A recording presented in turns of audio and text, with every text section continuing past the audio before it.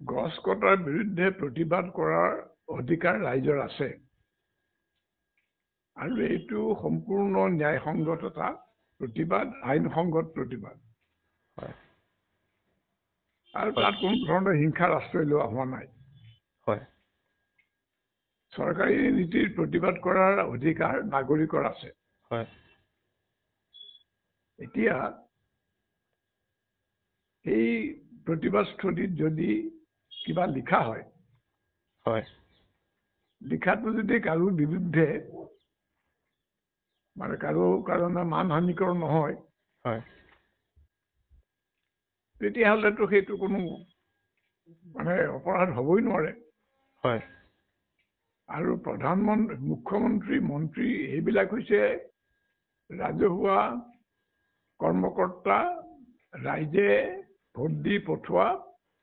দলৰ চৰকাৰৰ কৰ্মকৰ্তা হয় গতিকে ৰাইজৰ সমালোচনা শুনিবলৈ তেওঁলোকে বাধ্য হয়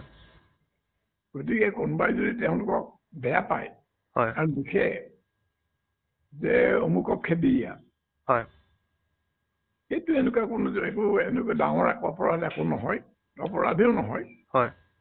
অপৰাধো নহয় হয় এইটো এটা অতি আচৰিত কথা হয় আৰু যদি মানহানি হৈছে কাৰোবাৰ তেওঁ এটা মোকৰ্দমা প্ৰথমতে দিয়ক হয় পুলিচে চিধাই কিয় গ্ৰেপ্তাৰ কৰিব হয় মানে এনেকুৱা কথা হৈছে যে জনপ্ৰতিনিধি সম্পৰ্কে কোনেও ক'ব নোৱাৰিব হয় এইটোতো এটা আইন নহয় নহয় হয় গতিকে এইটো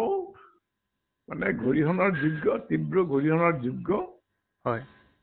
আৰু তদুপৰি কথাটো হৈছে যে এইখন যে সম্পূৰ্ণ স্বৈৰতন্ত্ৰী চৰকাৰ হয় আইন কানুনৰ কোনো জ্ঞান নাই হয় আৰু আইন কানুন সম্পৰ্কে কোনো তেওঁলোকৰ মানে হেৰিও নাই কোনো মানে মানে তেওঁলোকৰ কোনো মানে দায়িত্ববোধ বা তেওঁলোকৰ কোনো চিৰিয়াছনেছ নাই হয় মানে কিবা কথা বেয়া পালে তেওঁলোকে পুলিচ লগাই দিয়ে হয় যে আমি এখন গণতন্ত্ৰ আছো নে ক'ত আছো হয় মানে শাসকৰ যি খুচি তাকে কৰাটো এইটোতো গণতন্ত্ৰৰ লক্ষণ নহয় নহয় হয় গতিকে কেছ দিয়া যদি কোনোবাই কেছ দিছে আৰু যিবিলাক এৰেষ্ট কৰিছে হয় তেওঁলোকহে অপৰাধী তেওঁলোকৰ বিৰুদ্ধে কেছ হ'ব লাগে হয় এইখিনি মোৰ বক্তব্য ছাৰ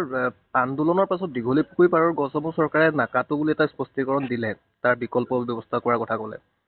কিন্তু ভৰলু মুখততো প্ৰায় ৮০ জোপাতকৈ অধিক গছ ইতিমধ্যে চৰকাৰে প্ৰশাসনে চিহ্নিত কৰিছে হয়তো সেইকেইজোপাও কাটি পেলাব তাৰ বিৰুদ্ধে প্ৰতিবাদ অব্যাহত আছে ছাৰ এই ফ্লাইঅভাৰ নিৰ্মাণৰ স্বাৰ্থত যে গুৱাহাটীৰ বিভিন্ন স্থানত ধাৰাবাহিকভাৱে গছ কাটি আছে এই সন্দৰ্ভত ছাৰ আপুনি কি ক'ব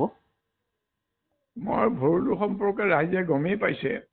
হয় আৰু ভৰলুৰ ৰাইজে যদি প্ৰতিবাদ কৰি আছে হয় ভাল লক্ষণ মই আশা কৰোঁ তেওঁলোকে চৰকাৰে এই বস্তু বন্ধ নকৰালৈকে প্ৰতিবাদ চলাই যাব হয় কিন্তু মই সাধাৰণভাৱে এই গছ কটা যিটো হেৰি হৈছে হয় আয়োজন হয় হাজাৰ হাজাৰ গছ অসমত কাটি পেলোৱা হৈছে হয় আৰু আজি উমেশ গোস্বামী বুলি মানুহ এজনে প্ৰতিদিনতে বৰ ধুনীয়া প্ৰবন্ধ লিখিছে হয় তাত তেওঁ দেখুৱাইছে গছে আমাৰ কি কি উপকাৰ কৰে হয় গতিকে গছ কটাটো সমাজৰ বিৰুদ্ধে এটা অপৰাধ গছ কটা হয় গছ মানে এখন ঠাই অধিকাৰ কৰা বস্তু এটা নহয় হয় ই আমাক অক্সিজেন যোগাৰ দিয়ে আমাৰ মাটি ভিজা কৰি ৰাখে মাটি সেমেকা কৰি ৰাখে যিটো খেতি বাতি আৰু মানে গছ গছনি ইত্যাদি কাৰণ দৰকাৰ আৰু পানী যদি মাটিত থাকে নৈ খাল বিলবিলাক বাচি থাকিব বিভিন্ন ধৰণে মানুহৰ জীৱনৰ কাৰণে গছ অতি প্ৰয়োজনীয় গতিকে আজি এই ভয়ানক মানে জলবায়ু সংকটৰ সময়ত যদি এই হাৰত গছ কটা হয় তে চৰকাৰটো এই মানৱ জীৱনৰ বিৰুদ্ধে আৰু মানৱ সমাজৰ বিৰুদ্ধে আৰু অসমীয়া মানুহৰ বিৰুদ্ধে বা অসমবাসী মানুহৰ বিৰুদ্ধে অপৰাধী এই কামটো কি কাৰণে হৈছে আমি অলপ তলকি চোৱা ভাল যিবোৰ কথা মানুহে সাধাৰণতে নকয় গছ কটা হৈছে কিয়? 4 লেন 6 লেন ৰাস্তা, হয় ফ্লাইঅভাৰ, হয় এই ধৰণৰ বৃহৎ নিৰ্মাণ কাৰ্যৰ কাৰণে হয় এইবোৰে আমাৰ হয়তো কাৰোবাৰ এমুঠি মানুহৰ কিছু প্ৰয়োজন পূৰণ কৰিছে, হয় কিন্তু আমাৰ ক্ষতি বহুত বেছি কৰিছে। হয়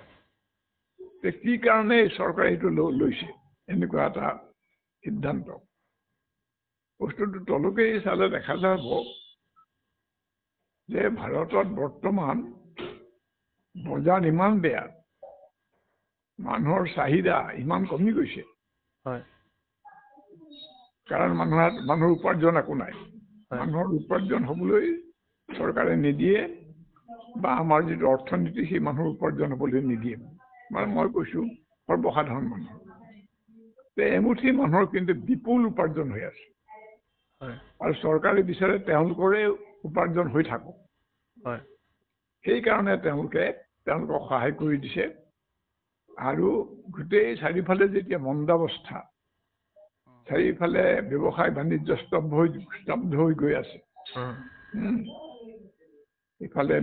মজলীয়া ব্যৱসায়ৰো লোকচান হৈছে, আৰু সাধাৰণ মানুহৰ উপাৰ্জন হ্ৰাস হৈছে বা লোপ পাইছে। কিন্তু এই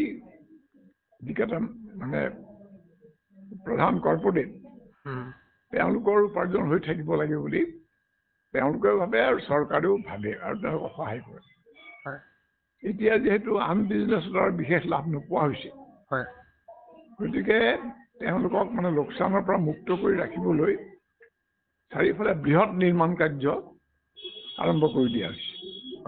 এই বৃহৎ নিৰ্মাণ কাৰ্যৰ জৰিয়তে বৃহৎ ব্যৱসায়ী আৰু এমুঠি পুঁজিপতি আৰু কেইগৰাকীমান বা আৰু এচাম ৰাজনীতিবিদ, এইবিলাকেই লাভৱান হৈছে। এওঁলোকৰে উপাৰ্জন বাঢ়িছে, আৰু এওঁলোকৰ শকৰ কাৰণেই গছ কটা হৈছে আৰু এইবোৰ নিৰ্মাণ কাৰ্য কৰা হৈছে। জনসাধাৰণৰ কথা ভাবি পেলাই এইবোৰ কাম কৰা হোৱা নাই। এই গোটেই কথাটো ৰাইজে বুজিব লাগিব যে যদিও গছ ৰক্ষা কৰা খুবেই দৰকাৰ, তাৰ লগে লগে কিন্তু যিবোৰ কাৰণে গছ কটা হৈছে আৰু ভৱিষ্যতে চেষ্টা চলি থাকিব, সেইবোৰ বুজিব লাগিব। তাৰ বিৰুদ্ধে জনজাগৰণ হ'ব লাগিব, যাতে চৰকাৰে এই নীতি বন্ধ কৰিবলৈ বাধ্য হয়। ধন্যবাদ দেই। ধন্যবাদ ছাৰ।